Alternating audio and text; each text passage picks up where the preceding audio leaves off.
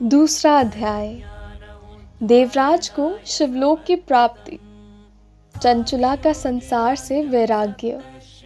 श्री शौनक जी ने कहा, आप धन्य हैं सूत जी, आप परमार्थ तत्व के ज्ञाता हैं। आपने हम पर कृपा करके हमें ये अद्भुत और दिव्य कथा सुनाई है। भूतल पर इस कथा के समान कल्याण का और कोई साधन नहीं है। आपकी कृपा से यह बात हमने समझ ली है।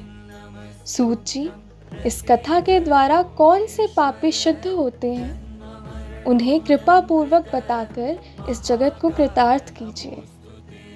सूत जी बोले, मुने, जो मनुष्य पाप, दुराचार तथा काम, क्रोध, मद, लोभ में निरंतर डूबे रहते हैं, वे भी शिव पुराण पढ़ने अथवा सुनने से शुद्ध हो जाते हैं तथा उनके पापों का पूर्णतया नाश हो जाता है। इस विषय में मैं तुम्हें एक कथा सुनाता हूँ। बहुत पहले की बात है। किरातों के नगर में देवराज नाम का एक ब्राह्मण रहता था। वह ज्ञान में दुर्बल, गरीब, रस बेचने वाला तथा वैदिक धर्म से विमुख था।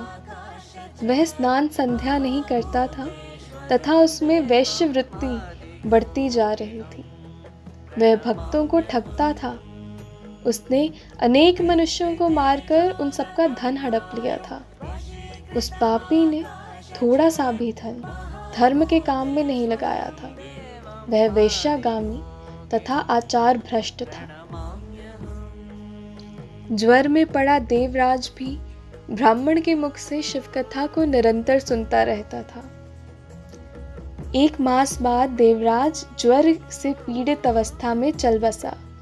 यमराज के दूत उसे बांधकर यमपुरी ले गए।